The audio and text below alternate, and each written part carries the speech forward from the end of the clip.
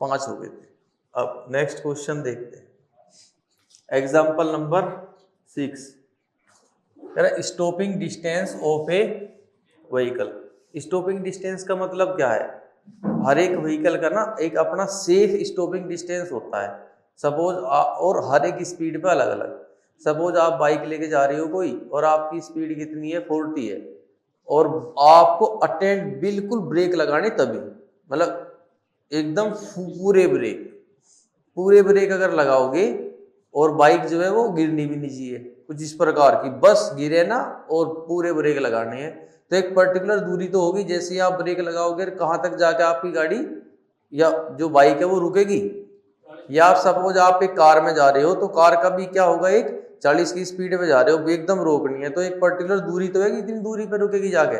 अब 40 पे ना जाके आप 60 पे 70 पे जाओगे तो स्टॉपिंग डिस्टेंस क्या होगी, ज्यादा होगी, यानी कि ब्रेक लगाने के बाद और रुकने तक की जो दूरी है।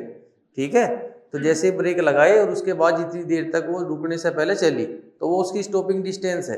तो एक तो स्टॉपिंग डिस्टेंस डिपेंड करेगी किस पे, कि स्पीड कितनी है, सबसे ज्यादा तो उसी पर करेगी।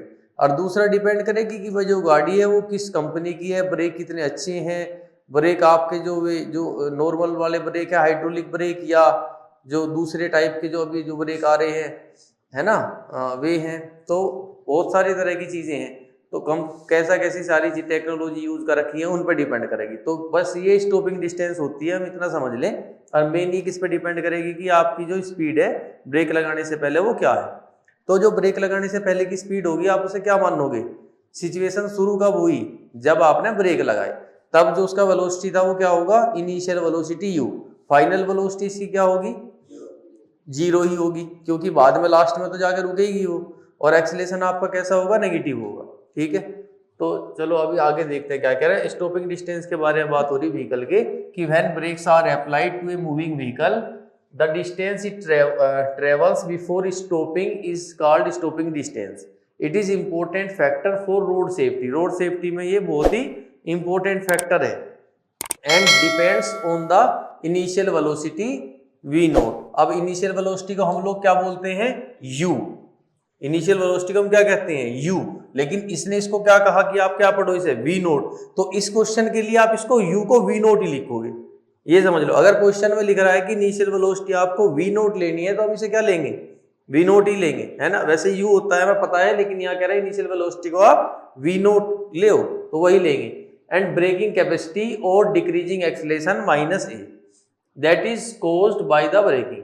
Drive an expression for stopping distance of a vehicle in term of v naught and a। कह रहा है स्टॉपिंग डिस्टेंस यानी कि ऐसी होगा स्टॉपिंग डिस्टेंस, है ना। तो डिस्टेंस, स्टॉपिंग डिस्टेंस के लिए एक डेरिवेशन करो, एक फॉर्मूला बनाओ, जिस फॉर्मूले में क्या क्या चीजें हो, v नोट हो, इनिशियल वेलोसिटी हो और एक्सेलरेशन, ये कहा इसमें। अच्छा, स्टॉपिंग डिस्टेंस के कितने फॉर्मूले हैं हमारे पास, 2 फॉर्मूले हैं, है ना। कितने फॉर्मूले हैं, 2। अब एक फॉर्मूला क्या है, s is equal to ut plus half at square. अच्छा, क्या यहाँ पे टाइम के बारे में कुछ कहा गया, नहीं, तो टाइम में नहीं चाहिए हमें। स्टॉपिंग डिस्टेंस जो s की वैल्यू है हमें किस में चाहिए, v नोट यानी कि इनिशियल वेलोसिटी और एक्सेलरेशन में। दूसरा s का फॉर्मूला क्या है, v square minus u square equal to 2as। इसमें तो टाइम नहीं है ना, इसमें v है, u है, a और s तो हमें निकालना, तो a v और u है। v की वैल्यू क्या है, 0, तो बचा क्या, a और u। और हमें फाइनल आंसर किस में देना है, a और u यानी कि v नोट में, इन्हीं में तो देना है। तो आप कौन सा यूज करोगे, इक्वेशन 3rd। ठीक है, इस तरीके से पूछ देखते हैं कि पूछ किस किस में रहा है। तो इसमें टाइम के बारे में उसने कुछ नहीं कहा, उसने ये नहीं कहा कि आप बताओ टाइम के रिलेशन में कितने टाइम बाद रुकेगी, टाइम नहीं कह रहा वो कह रहा बस एक्सेलरेशन और इनिशियल वेलोसिटी के बारे में, इन्हीं दोनों पॉइंट से ही आप आंसर बताओ। तो हम कहेंगे एज फाइनल वेलोसिटी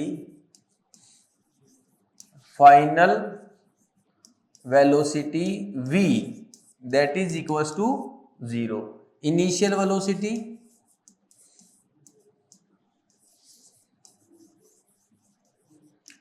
वेलोसिटी आपकी क्या है, v नोट है। ठीक है, अब स्टॉपिंग डिस्टेंस जो है फ्रॉम 3rd इक्वेशन कह देंगे, from 3rd equation of motion. अब मोशन की थर्ड इक्वेशन से हमने देखा कि v स्क्वायर माइनस u की वैल्यू को मैं क्या लेना है मुझे, v naught square, that is equal to क्या होता है ये 2a। अब एक्सेलरेशन यहाँ कितना कहा इसने, कितना है माइनस ए। एक्सेलरेशन देखो क्या कह रहे हो, कितना है माइनस ए, और इनटू में s, मुझे s निकालना है यहाँ पे, ठीक है। तो v का स्क्वायर तो ये तो जीरो है, एक्सेलरेशन का देखो नेगेटिव है ना, कह रहा है एक्सेलरेशन कितना है माइनस ए। नेगेटिव इसलिए क्योंकि ब्रेक लग रही है, जब भी आपकी वेलोसिटी गाड़ी की कम होती जाएगी तो एक्सेलरेशन नेगेटिव होगा, बढ़ती जाएगी तो पॉजिटिव। अच्छा यहाँ पे v की वैल्यू क्या है जीरो, तो ये तो जीरो हो गया, so zero minus v naught square is equal to minus 2as। So minus v naught square is equal to minus 2as, minus से माइनस कैंसिल हो गया, और यहाँ जो s है स्टॉपिंग डिस्टेंस, s हमारी क्या है, स्टॉपिंग डिस्टेंस जो है ये क्या होगी, that is v naught square divide by 2a। तो बस ये आंसर आ गया। ठीक है, तो बस इतना ही करना है, क्लियर है। जबकि अगर मैं सेकंड इक्वेशन लेता ना तो यहाँ पे प्रॉब्लम आती टाइम की। अब टाइम की प्रॉब्लम आती, फिर हमें टाइम उसने पूछ नहीं रहा टाइम में बताओ, है ना, उसने सिंपल सी एक बात कही है कि आप किसने बताओ, वी नोट इनिशियल वेलोसिटी और एक्सेलरेशन में। चलो फिर भी हम ये मानते हैं कि किसी बच्चे ने तो सेकंड इक्वेशन नहीं लगा, अब क्या करें, क्या हमारा आंसर नहीं आया, क्या गलत हो जाएगा, तब भी नहीं होगा, है ना। हमें चीजें तो पता है ना, मैं इन चीजों में चाहिए, हमने सेकंड इक्वेशन लगा दिया ना, मैं वही बता रहा था। कई सारे तरीके हैं आंसर को लाने के लिए, और आपको 11th क्लास में बस ये सीखना है कि हम क्वेश्चन करते कैसे हैं, एप्लीकेशन सीखनी है आपको, तो उस पर ध्यान दो। तो सपोज कि मैं इसको सेकंड इक्वेशन से ही करना चाह रहा हूं, अब second equation from second equation of motion. चलो हमने सेकंड इक्वेशन ही लगाई, सेकंड इक्वेशन में तो डायरेक्ट ही s की वैल्यू मिलेगी, s is equal to u t plus, अच्छा u की वैल्यू क्या है, u उसने क्या कहा है हमारा v naught t plus half a है माइनस a, और इनटू में यही है, ठीक है। तो अब s is equal to v naught t, अब ये माइनस बाहर आ गया, minus half a t square. अब इसमें तो नहीं चाहिए, यहाँ पर टाइम क्या आ रहा है हमारा एक्स्ट्रा, और टाइम हमें नहीं चाहिए, इसकी रिक्वायरमेंट नहीं है, टाइम नहीं चाहिए, ठीक है, टाइम नहीं चाहिए तो हम क्या करें, टाइम का वैल्यू रख लेंगे। टाइम का वैल्यू कैसे रखेंगे, तो हमें पता है कि फर्स्ट इक्वेशन में v इक्वल टू क्या होता है, v इक्वल टू u की वैल्यू क्या लेनी है हमें v नोट, तो v equal to u plus a t, और एक्सेलरेशन हमारा माइनस ही है तो माइनस ए टी, ऐसा आ गया, ठीक। यहां से अगर मैं देखूं कि v की वैल्यू तो जीरो है, ये जीरो है, तो ये इधर आ गया माइनस में हो जाएगा, ठीक है। तो ये माइनस से माइनस क्या हो जाएगा फिर कैंसिल, देखो यहाँ minus v naught is equal to minus a t, ऐसा आ गया। तो मैं यहाँ से टाइम की वैल्यू निकाल लूं, माइनस से माइनस कैंसिल हो गया, तो टाइम हमारा कितना आ गया वी नोट अपॉन ए, आ गया ना टाइम। अब इस टाइम की वैल्यू को यहाँ रख, ठीक है, जो भी होगा अपने आप ही आ जाएगा। तो मैं टाइम की वैल्यू को इसमें रख लूं, इस इक्वेशन में यहाँ पे, तो तब क्या होगा s इज इक्वल टू यहाँ वी नोट इंटू टाइम हमारा कितना है वी नोट बाई ए, ठीक, और फिर minus a t square, half a t square, तो हाफ ए और टी स्क्वायर, टी की वैल्यू कितनी है हमारी वी नोट बाई ए, तो ये हमारा आ गया वी नोट स्क्वायर अपॉन में ए स्क्वायर, ऐसा आ गया। अब इस a से ये a क्या हो गया कैंसिल, बचा कितना s is equal to v naught square by a minus v naught square by 2a। तो अब v naught square by a और v naught square by 2a में से मैं इसमें से इसे घटा दूं तो क्या मिलेगा, ये हाफ है, इससे आधा है, ये वी नोट स्क्वायर बाई ए का 1/2 और ये वी नोट स्क्वायर बाई ए है, तो इसमें से माइनस करूंगा या फिर एलसीएम ले लो, ठीक है, तब भी कितना आ जाएगा हमारा, ये आ जाएगा we naught square by 2a। चलो एलसीएम लेके देख लो,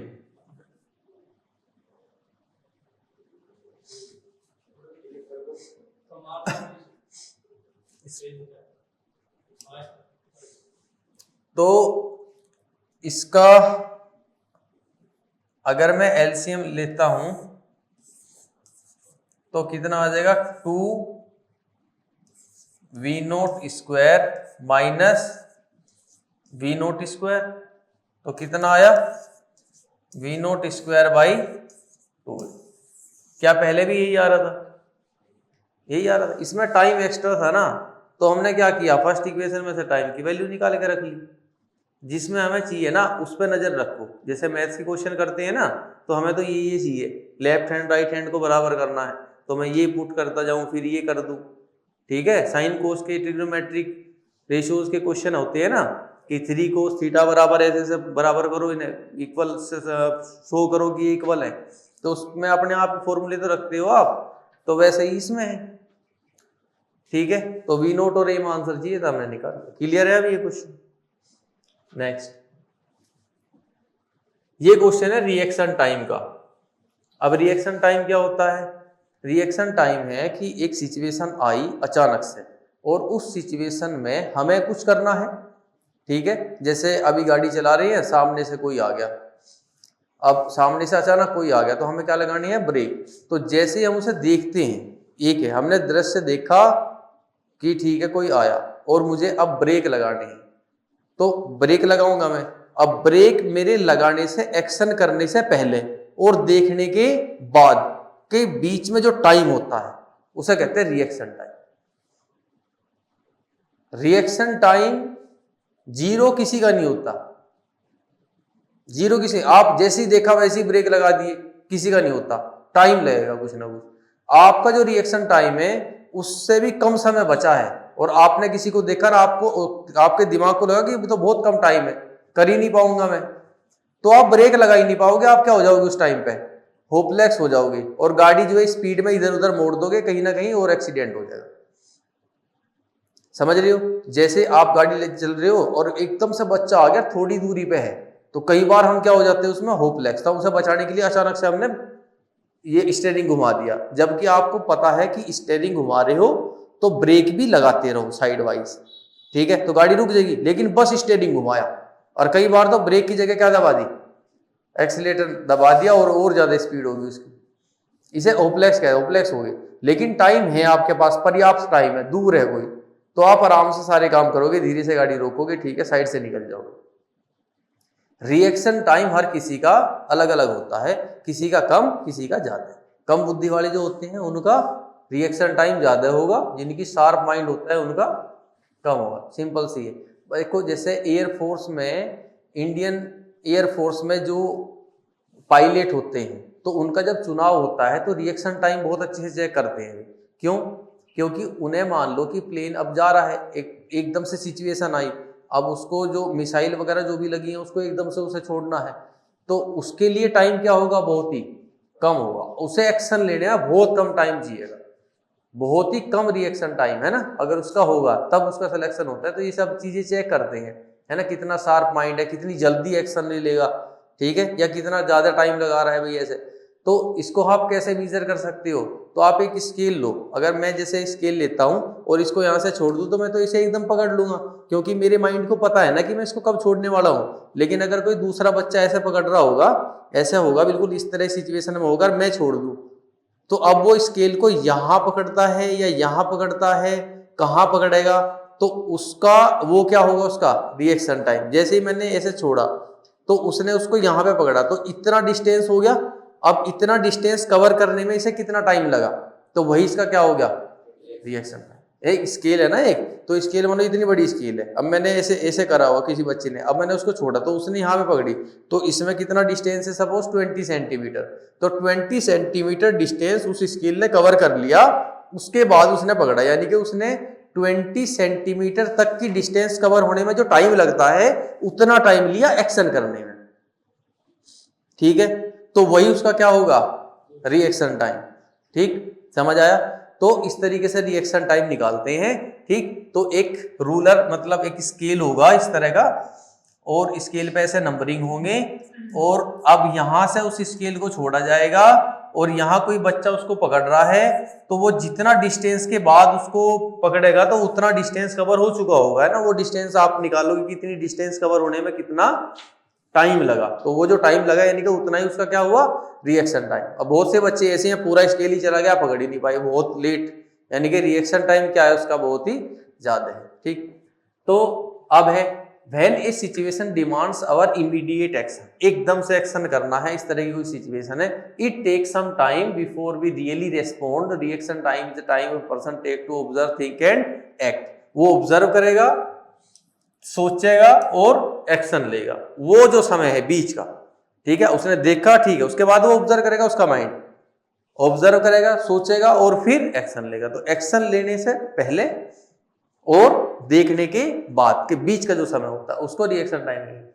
for example, a person is driving and suddenly a boy appears on the road, when the time elapses before he slams the brake of a car is the reaction time. ठीक है, जो time वो लेगा brake दबाने में।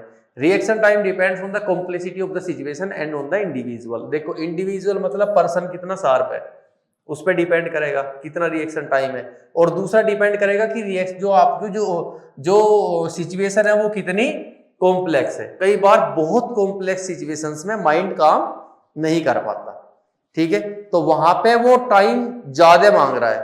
Situation इतनी complex है कि उतना टाइम हमारे पास है नहीं, तो वो गलत एक्शन लेगा। ठीक, उसी को क्या कहते हैं, गलत एक्शन लेने को क्या कहते हैं, क्या हो गया, होपलेस हो गया। ठीक है, कई बार ड्राइविंग करते हो, पता होगा सबको, बाइक वगैरह चलाते ही हो, बहुत बार ऐसा होता है कई बार कि हम क्या हो जाते हैं, अचानक से होपलेस हो जाते हैं और गलत एक्शन ही लेते हैं, जबकि एक्शन कुछ और लेना था, लेते गलत। ठीक है, तो होता है वैसा, कॉम्प्लेक्सिटी पे डिपेंड करेगा कितनी कॉम्प्लेक्स सिचुएशन है।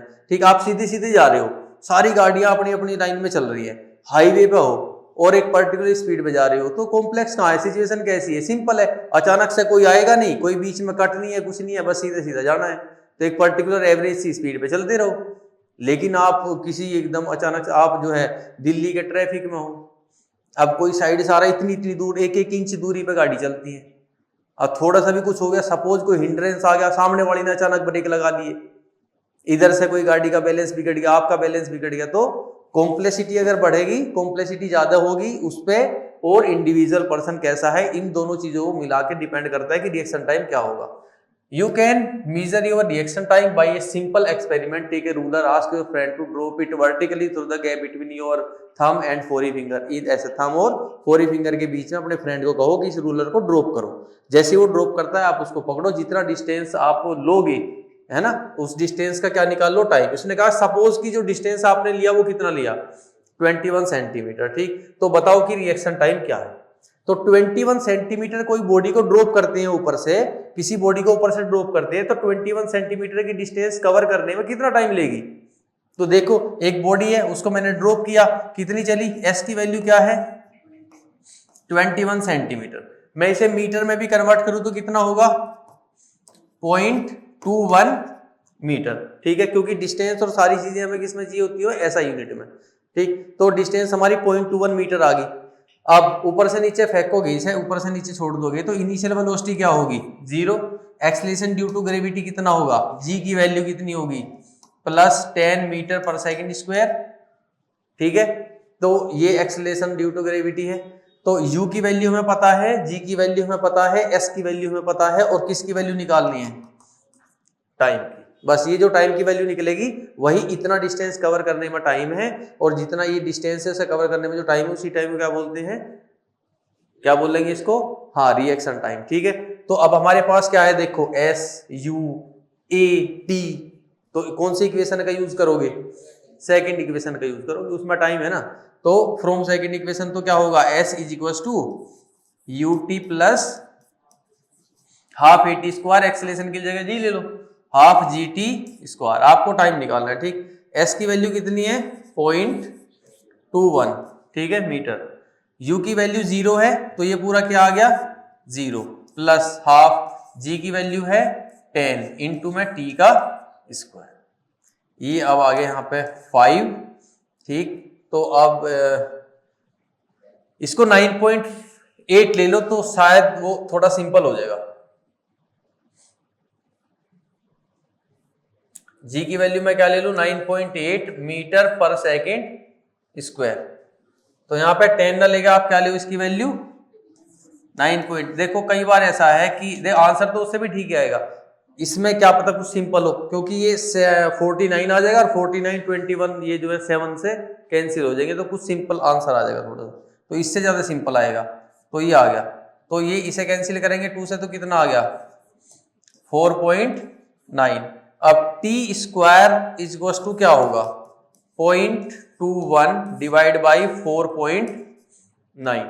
ये पॉइंट हटा दो, ये हटा दो, डिवाइड में एक और 0 आ गया, तो ये कितना आया 7 से कैंसिल करो, ये आ गया हमारा 3/70, और 3/70 को आप कैलकुलेट करोगे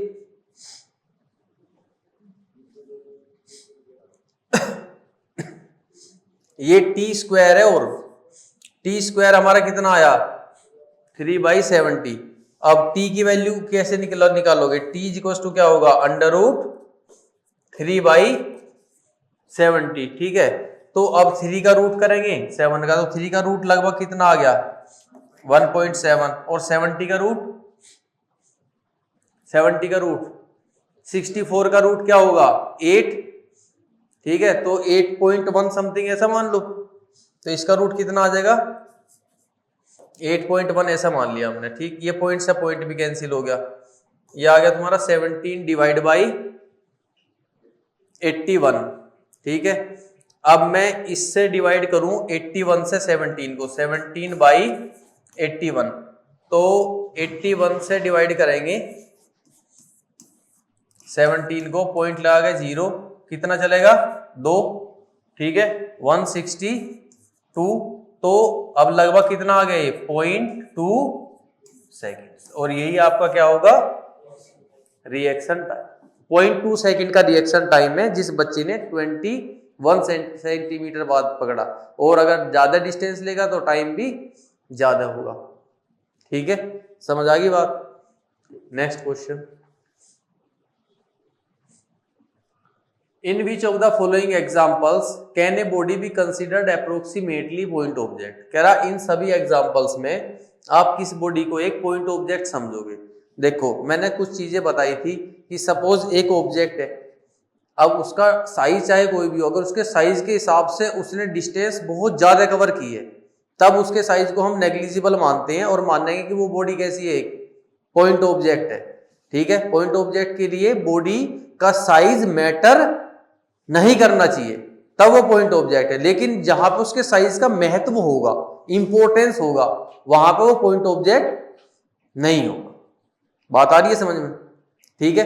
अब सपोज कि एक ट्रेन है, अब ट्रेन ने 5 मीटर या 10 मीटर की डिस्टेंस कवर की, क्या उसको मैं मान लूं कि पॉइंट ऑब्जेक्ट है? नहीं। लेकिन 2 स्टेशन के बीच में वो चल रही है तो वो पॉइंट ऑब्जेक्ट है, ठीक है। अगर मैं ये कहूं कि क्रिकेट की बॉल, क्या वो पॉइंट ऑब्जेक्ट है? अब लग तो रहा है ठीक है, डिस्टेंस तो काफी कवर करेगी, छोटी सी बॉल है, और छोटा सा मान लो बस एक पॉइंट ही। लेकिन आप सोच के देखो कि जो बैट्समैन है उसके लिए बॉल, क्या उसका साइज कोई महत्व नहीं करता? बॉल के साइज को मैं थोड़ा सा घटा दूं तो क्या वो अच्छे से खेल पाएगा? नहीं ना। बॉलर के लिए उसका साइज पॉइंट हो गया क्या? बॉलर जिसके लिए इतना महत्व रखता है कि किस साइड से साइनिंग है, कि कहां पे सिम है, कहां पे रफ सरफेस है, पूरा साइज नहीं पूरी बॉल मैटर करेगी, हर एक चीज कैसे ग्रिप लेनी है, हर चीज। आप उसको फुटबॉल दे दोगे, क्या काम चल जाएगा वैसे? क्या वैसी बॉल फेंक लेगा वो? बताओ। नहीं, साइज क्या करेगा? मैटर करेगा। फुटबॉल ग्राउंड में फुटबॉल का साइज मैटर करेगा, क्रिकेट ग्राउंड में क्रिकेट बॉल का साइज मैटर करेगा, तो बिल्कुल करेगा। तो वहां पे भी पॉइंट ऑब्जेक्ट नहीं है। थोड़ा भी कम ज्यादा करोगे तो अंतर आ जाएगा, बहुत बिल्कुल अलग हो जाएगा, ठीक है। तो इस तरीके से आप देखोगे। तो इसमें देखो अब फर्स्ट में क्या है, a railway carriage moving without jerk between 2 station, बिना रुके 2 स्टेशन के बीच में कोई ऐसे जा रही है रेलवे जर्क। अब बताओ क्या वो पॉइंट ऑब्जेक्ट है? बिल्कुल है, तो ये पॉइंट ऑब्जेक्ट है हमारा।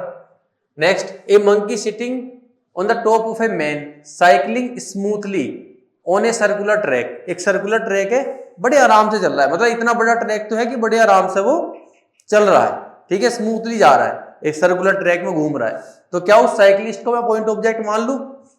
बिल्कुल मान लूं। उसकी साइकिल कितनी बड़ी है, छोटी है, थोड़ी, वो तो क्या कोई मैटर करेगा?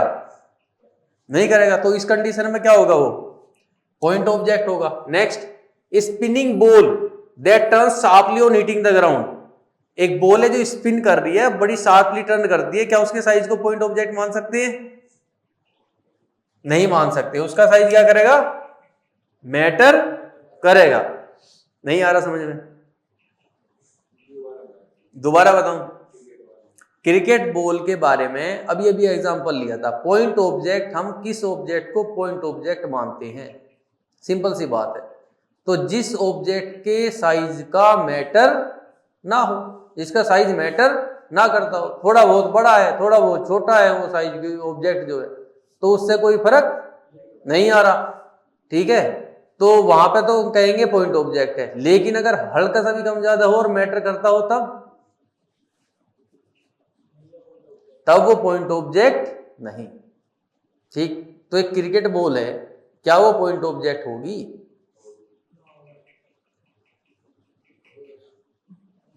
होगी तो तब होगी जब उसका साइज मैटर ना करता हो। क्या साइज मैटर नहीं करेगा? करेगा। दैट मीन्स पॉइंट ऑब्जेक्ट नहीं होगी, जो है वही होगा। ठीक, अच्छा ये क्वेश्चन नहीं आया, क्वेश्चन ऐसा आ गया, फुटबॉल है, तो फुटबॉल ग्राउंड में क्या उसका, उसको पॉइंट ऑब्जेक्ट, क्या उसका साइज उस बॉल का मैटर करेगा? क्या करेगा? करेगा तो वो पॉइंट ऑब्जेक्ट नहीं होगी। आई बात समझ में? तो यहां पे ये पॉइंट ऑब्जेक्ट नहीं होगी।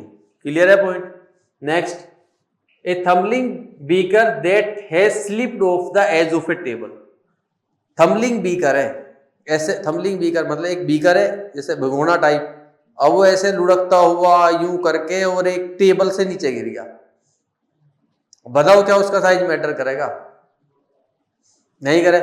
सपोज कि उस बीकर में कुछ रखा था और आप उसके नीचे थे और तुम्हारे सर पे आगे लग गया। मैटर तो करेगा भाई, इतना बड़ा बीकर है, कितना बड़ा बीकर है, उसके नीचे कोई है कि नहीं है, उसमें क्या रखा है, छोटा बड़ा, वो साइज क्या करेगा? मैटर करेगा। ठीक है, तो ये भी हमारा पॉइंट ऑब्जेक्ट नहीं होगा। बात समझ आई? क्योंकि उस ऑब्जेक्ट के शेप साइज का क्या है, महत्व है। क्लियर है? चलो, तो ये हमारे दोनों क्या होंगे? पॉइंट ऑब्जेक्ट होंगे। तो सिंपल सी बात है, पॉइंट ऑब्जेक्ट हम उस सिचुएशन में उस ऑब्जेक्ट को पॉइंट ऑब्जेक्ट मान लेते हैं जहां पे उसका साइज का कोई भी मैटर ना हो।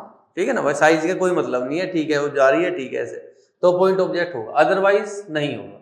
Next, the position time graph, x t graph, ये पोजीशन और ये टाइम, ये ग्राफ है। अच्छा, ग्राफ को तो मैंने बहुत अच्छे से पढ़ाया था तुम्हें, तो अब समझो ग्राफ। देखो यहाँ पे क्या चीज क्या चल रही है, तो ये पोजीशन टाइम ग्राफ हो गया। दो ग्राफ दे रखे हैं, एक ग्राफ कुछ इस तरह का है और एक ग्राफ कुछ इस तरह का है। यानी कि इस ग्राफ से हमें क्या दिख रहा है कि इसने इतने टाइम में इतनी डिस्टेंस कवर की, इतने टाइम में। इस ग्राफ से क्या पता चल रहा है कि इसने इतने टाइम में, टाइम इसका पहले इसका ज्यादा था, इसका इतना टाइम है, इतने टाइम में इसने, बी ने इतने टाइम में कितनी डिस्टेंस कवर की? इतनी डिस्टेंस कवर। ओ क्यू, किसकी स्पीड ज्यादा होगी? बी की ज्यादा होगी। फिर मैंने एक और बात बताई थी, स्लोप। पोजीशन टाइम ग्राफ का स्लोप हमें क्या देता है? डिस्टेंस। स्लोप क्या देगा? या कुछ और देगा? बताओ, या स्पीड देगा या एक्सेलरेशन देगा? अच्छा, फिर एक बार रिवीजन कर लो, स्लोप का मतलब क्या बताया था? किसी भी ग्राफ का स्लोप, उसका मतलब होता है ये वाली एक्सिस पे जो है डिवाइड में ये वाली एक्सिस पे जो है, उसका मतलब होता है स्लोप। इस एक्सिस पे क्या है? पोजीशन या डिस्टेंस, इस एक्सिस पे क्या है? टाइम, ये स्लोप है। क्या मिलेगा? स्पीड या वेलोसिटी। तो जिसका स्लोप ज्यादा होगा उसकी स्पीड या वेलोसिटी ज्यादा होगी। किसकी वेलोसिटी ज्यादा है? बी की ज्यादा है। अच्छा, और क्या पता चला? देखो, ए ने इस टाइम पे शुरू की, जैसे मैं अब रीजन पे हूं, मैंने टाइम स्टार्ट कर दिया। जैसे ही मैंने टाइम स्टार्ट किया, टाइम 0 था, है ना, और ए ने स्टार्ट कर, ए चलना शुरू हो गया। लेकिन क्या बी ने तब चलना शुरू किया? नहीं, बी अब टाइम बीतता गया, ऐसे बीतता गया टाइम। जब इतना टाइम हो गया तब बी ने चलना शुरू किया। और बी की स्पीड क्या थी, ज्यादा।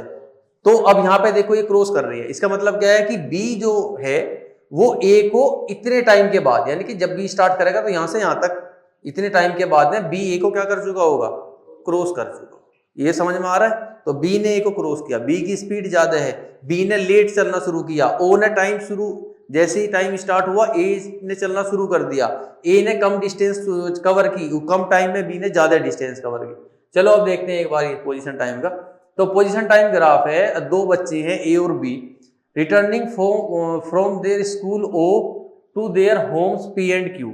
ठीक है, उनके घर कहाँ है, पी और क्यू पे। भाई पी पे एक का घर है ए का, पी पे किसका घर है ए का, और क्यू पे किसका घर है बी का। इतनी इतनी दूरी पे घर है इनके। ठीक है, तो अब जैसे ही यहाँ पे उन्होंने जो है स्कूल से चलना शुरू किया, जैसे स्कूल की क्या हुई, छुट्टी हुई।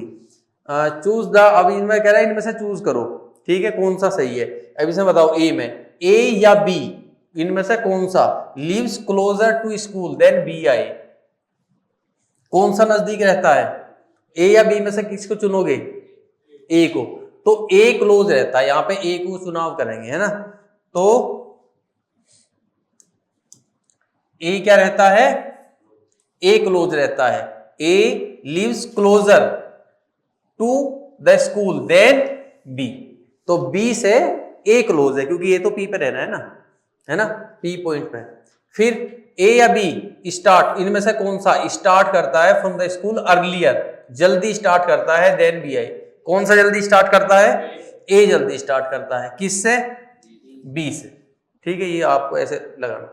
फिर ए या बी इनमें से कौन सा walks faster than B I, कौन सा फास्ट चलता है, बी, किससे, ए से। Then A and B reach home at same और डिफरेंट टाइम, इनमें से ए या B, A and B reach home at same, दोनों जो है सेम टाइम पे गए अपने घर या अलग अलग टाइम पे गए।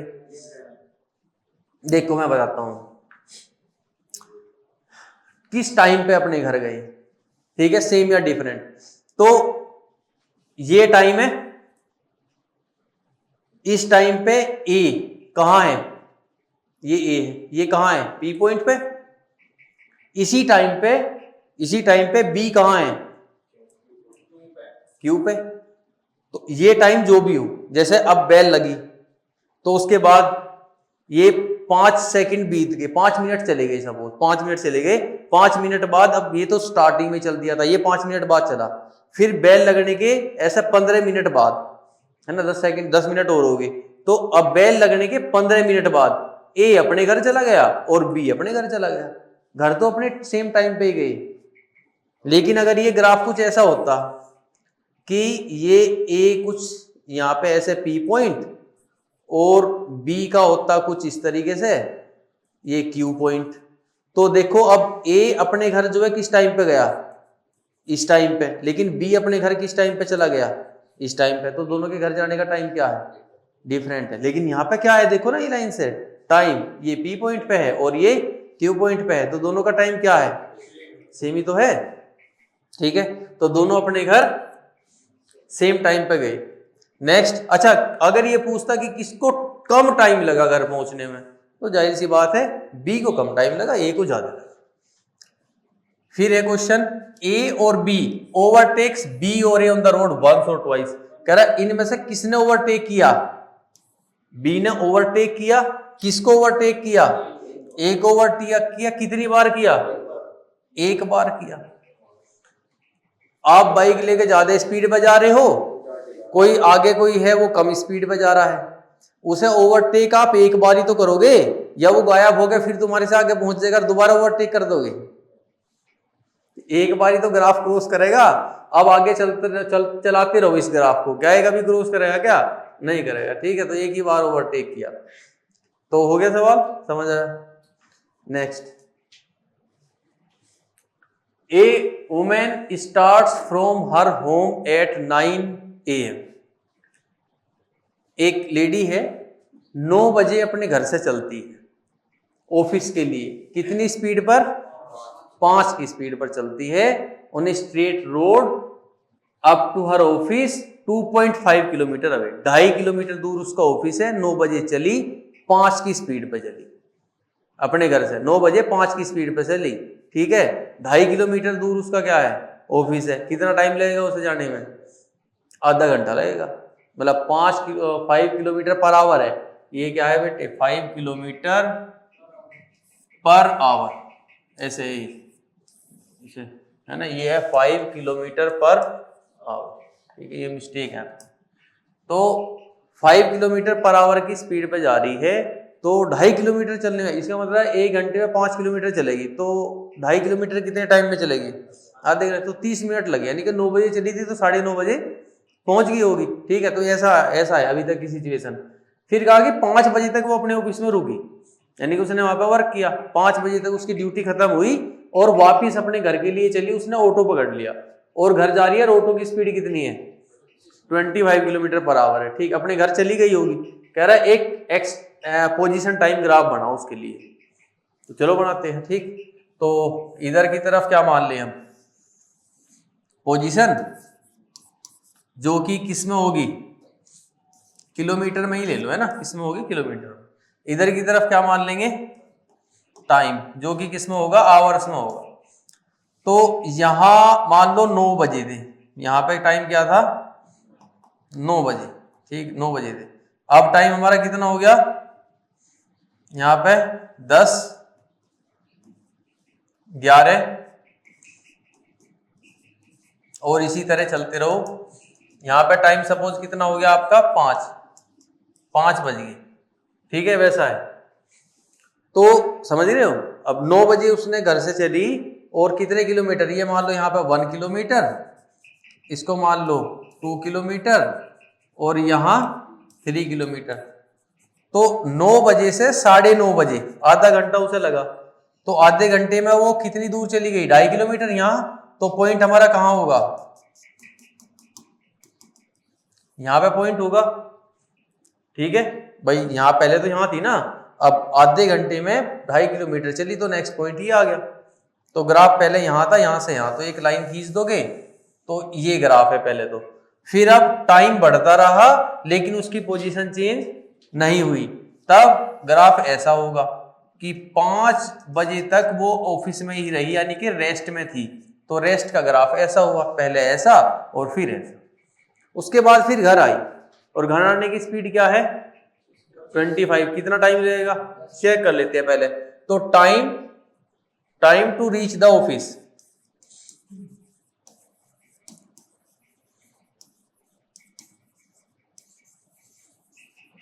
अब ऑफिस जाने में जो टाइम लगता है वो निकालना है सपोज हमें। ठीक है, तो टाइम निकालना है, तो क्या होगा, टाइम की फॉर्मूला क्या है, speed equals to distance upon time.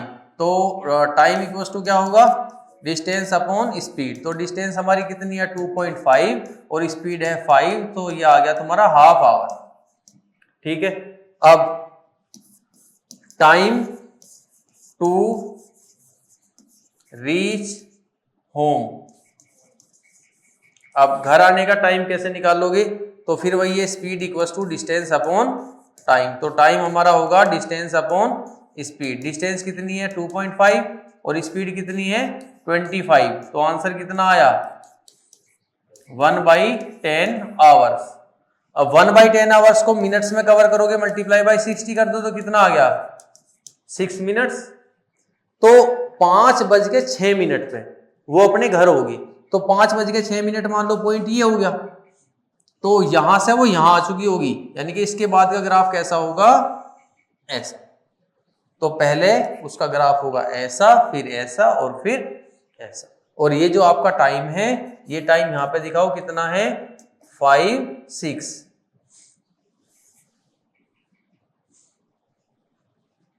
या 5:06 है। ठीक है, 5:06, तो वो अपने घर हो। क्लियर है, समझ आ गया। ठीक, next question.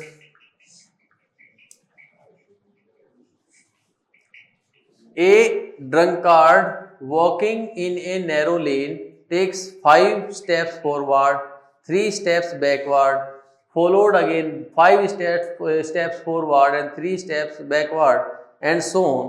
Each step 1 meter long, require 1 second. देखो ये सिंपल सी एक बात कह रहा है कि एक व्यक्ति है जिसने काफी ज्यादा नशे में है, ठीक है, ड्रंकार्ड मतलब एक दारूबाज कोई है, ठीक है। तो एक व्यक्ति है जो काफी ज्यादा नशे में है और उसके चलने का स्टाइल कुछ ऐसा है कि वो 5 कदम आगे चलता है और 3 कदम पीछे, फिर 5 कदम आगे 3 कदम पीछे। और जहां से हमने उसे ऑब्जर्व करना शुरू किया वहां से 13 मीटर दूर एक गड्ढा है। तो कितने समय बाद वो गड्ढे में जा गिरेगा और उसका ग्राफ बना। हर स्टेप जो है उसका 1 मीटर का है, हर एक स्टेप 1 मीटर का है और एक स्टेप लेने में वो 1 सेकंड लेता है और 5 स्टेप आगे चलेगा और 3 स्टेप पीछे चलेगा। उसका ग्राफ बनाना है। क्लियर है पॉइंट? समझ आ गया? तो चलो देखते हैं इसमें क्या रहेगा। तो इसका ग्राफ बनाते हैं, उसके बाद देखते हैं टाइम कितना रहेगा। ठीक है,